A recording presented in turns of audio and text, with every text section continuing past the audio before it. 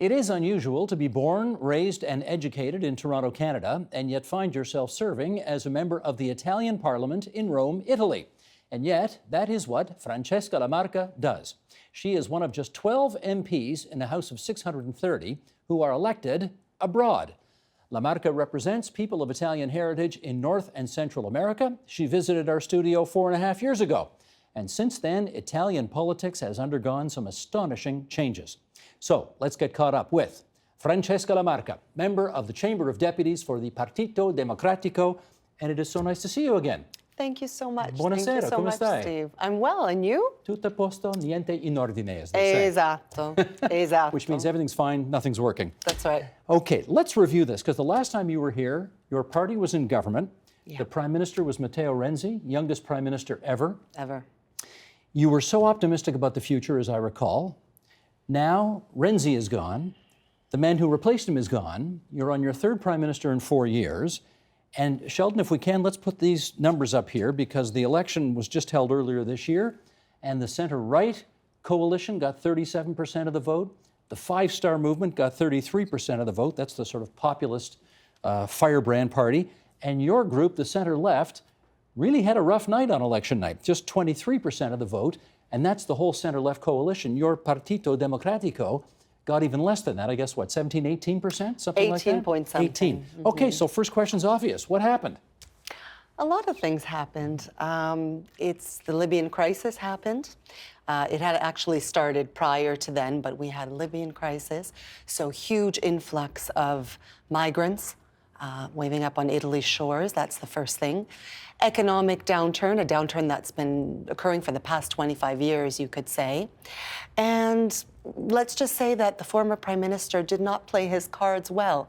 You know, they say that in politics, image or perception is everything. Perception is reality. And that's exactly what happened with our former prime minister. Didn't play his cards well, meaning what? He basically banked his political future on a referendum on constitutional reform, which I very much supported and I very much campaigned in favor of. I still to this day believe that those constitutional reforms would have been good for Italy. It essentially involved reforming the Senate, reducing the number of MPs and senators, reducing bureaucracy, a lot of good things for Italy, but the reform did not pass. And this was his brainchild.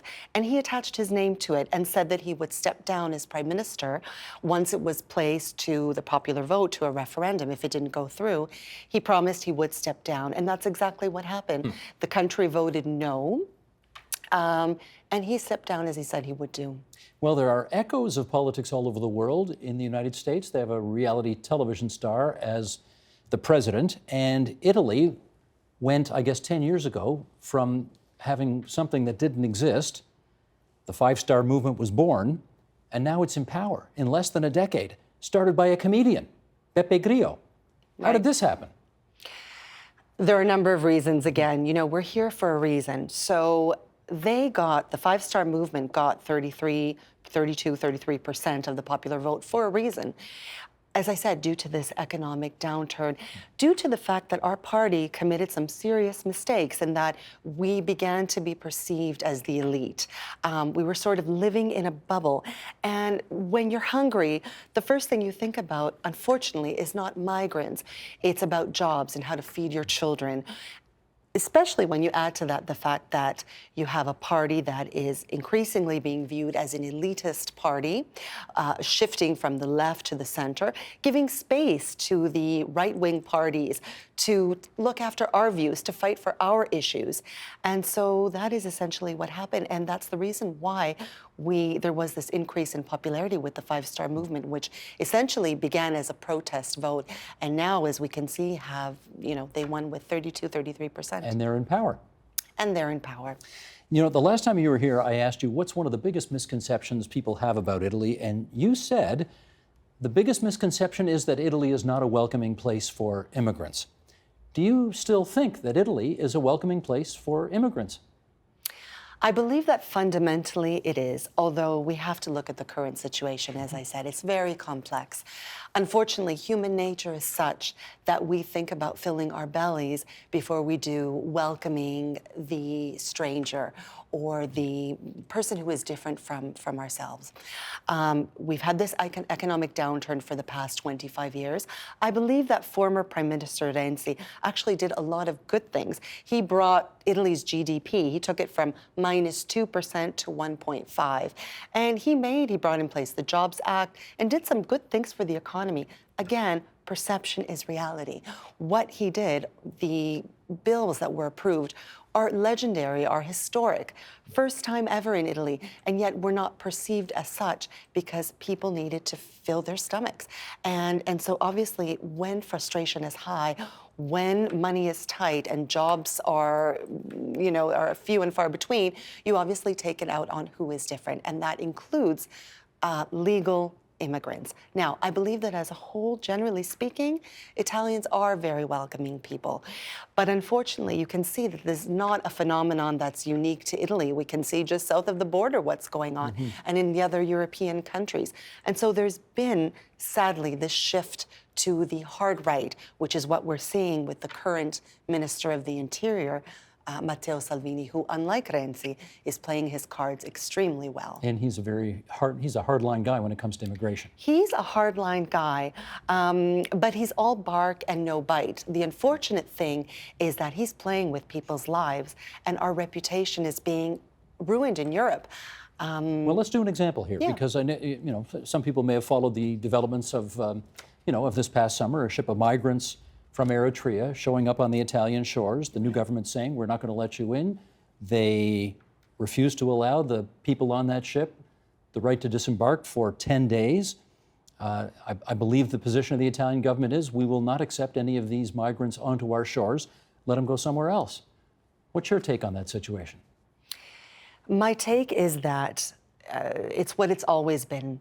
There has been a failed, I shouldn't say policy, lack of policy on behalf of the EU with respect to Italy and taking in migrants. So there's been lack of policy for many years. We have the Dublin regulation, which still stands. There was Dublin 1, Dublin 2, which, as you know, forces the country who receives the asylum seekers to process their application. And so these migrants tend to stay in the country in which they arrive, which means Greece, Malta, and predominantly Italy being the largest. You guys are on the other side of the water. You're very close by. Absolutely. They're not just going to jump to Germany. They have to go through Italy.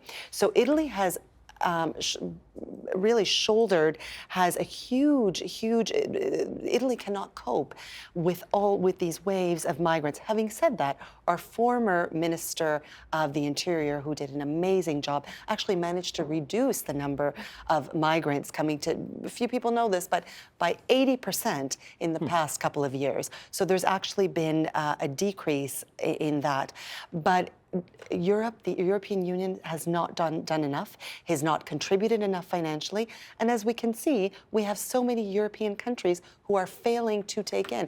They need to take in more migrants and help Italy bear this burden. I do understand that, but I wonder, in your view, how much of an issue is the fact that Italy is, I think, 95% a Catholic country, and here are migrants from a different religion, mostly Muslim, coming to a place which is very different from the place they came. And as the 90 to 95% of Catholics look at these people, they may ask, can they really fit in here? How much of that is going on here? I think there's very little of that, to be honest. I think that's not the essential thing. Perhaps that has played into it toward the end because, again, frustration is so high that, unfortunately, then religion does factor into it at some point. But that's not the main issue. As we can see now in recent days, it's actually the Vatican that is taking in and is welcoming all of these migrants. So I don't believe that religion is an issue. I think it's an economics issue. It's a question of too few resources and too many people. And as I said, human nature is such that we always think about ourselves first. Ultimately, though, I believe that Italians are still welcoming people. And we can see how many people are against and fighting this neo-fascist, I would call Salvini's neo-fascist regime. You would go that far? A neo-fascist regime? I do. I would. You know, that's Mussolini kind of talk. You're prepared to go there? I am prepared to go there. I am prepared to go there because anyone who, with a simple phone call, holds hostage nearly 200 people on a vessel, not allowing only unaccompanied minors to disembark and keeping them there for whatever it is, a week, 10 days, violates human rights. This is a violation of human rights.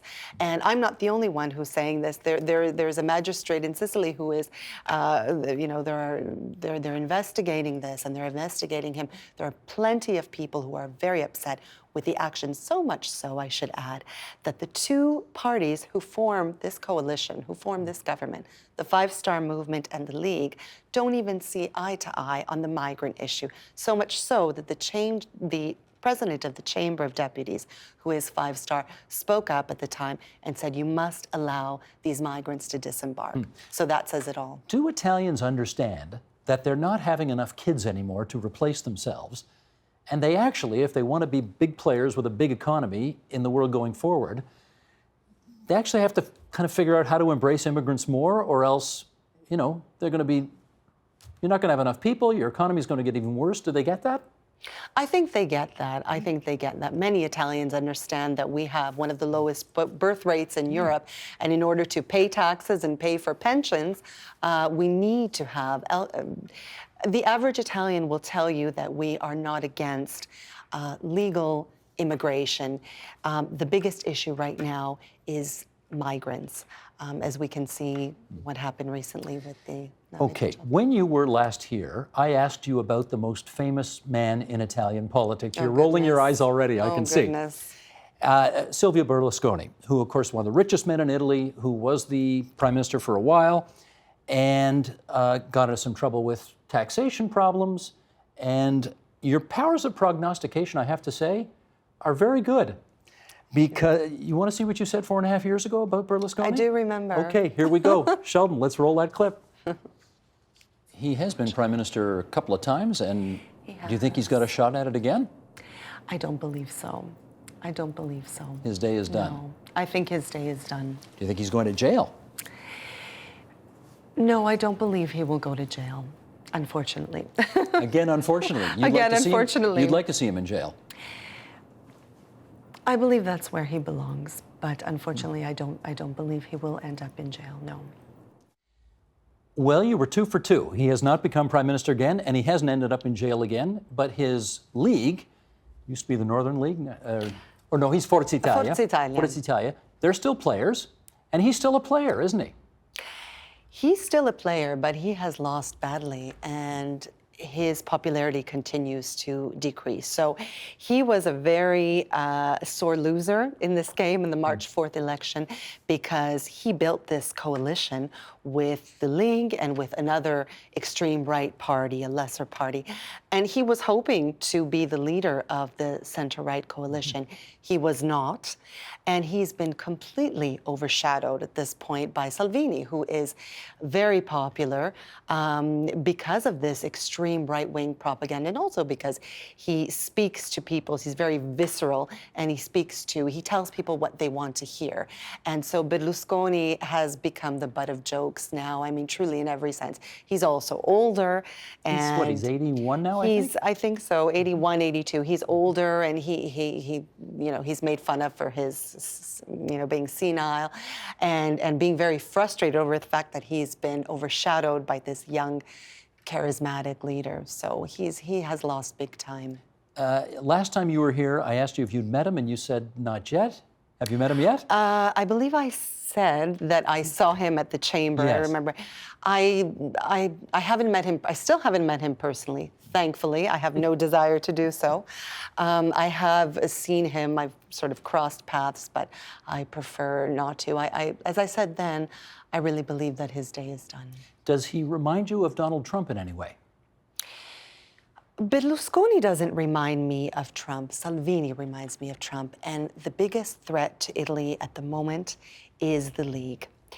As I said, Berlusconi's day is pretty much done. He's older. Forza Italia will soon be looking for someone to replace him as leader of the party, in spite of his massive ego. The real threat to Italy at the moment is the Five Star Movement and the League, but particularly the League. I'll tell you that the League has gone from winning 17% of the popular vote on March 4th of this year to now enjoying over 30% popularity because he's speaking very viscerally. He's telling people what they want to hear. Now, they took the name, they used to be the Northern League, right? The Northern They League. took Northern out so they could appeal to a Absolutely. broader part of the Absolutely. population, and it worked. And this was very much orchestrated. He's been planning this for a number of years by, one, endorsing Trump before anyone else did, and that was a smart move on his behalf, politically speaking. And then, of course, being anti-Euro and anti-establishment, and now with the migrant crisis, really capitalizing on people's fears and people's frustrations, playing right into their hands. Yeah. Well, as somebody who, you're in one of these unusual situations because you are born and raised here in Toronto, Correct. and yet you work in Italy. You're an elected member of parliament in Italy. As you look across Europe and in the United States at these, populist spasms that have resulted in significantly higher representation for that side of the political debate in parliaments all over the place. And that is not you. You're, as we mentioned last time, you're more like an NDPer, if I can use the Canadian example. What do you make of the state of politics in the world today? In a word, terrifying. That's the best adjective I would use to describe it. Politics has changed, period. I believe that not just in Italy, but as you were saying, all over the world, as we see in other European countries, in the US, as we're seeing these days, the left seriously needs to reform. A convention was held in Italy yesterday or the day before yesterday, and they talked about this need. One great Democratic Party, that's the party to which I belong, former leader said these very words, it's time for the left to reform. And we've known this. So that's as strong an acknowledgement as I tend to hear from left-leaning politicians, that you have brought a lot of this onto yourself. There is no doubt. There is no doubt that there's always a chain reaction, and it's never just one event. It's, in the case of Italy specifically, terrible administration, again, the various Berlusconi governments, terrible administration. We have one of the worst deficits.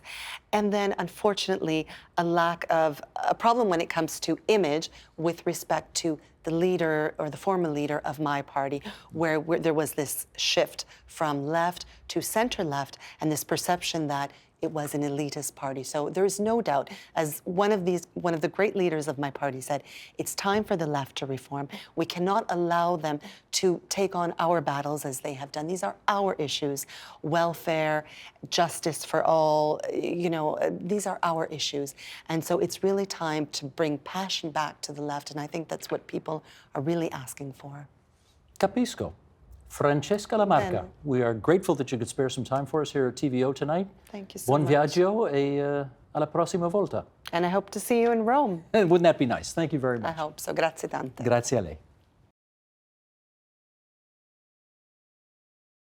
The Agenda with Steve Bacon is brought to you by the Chartered Professional Accountants of Ontario, helping businesses stay on the right side of change with strategic thinking, insightful decisions, and business leadership. Are you on the right side of change? Ask an Ontario CPA.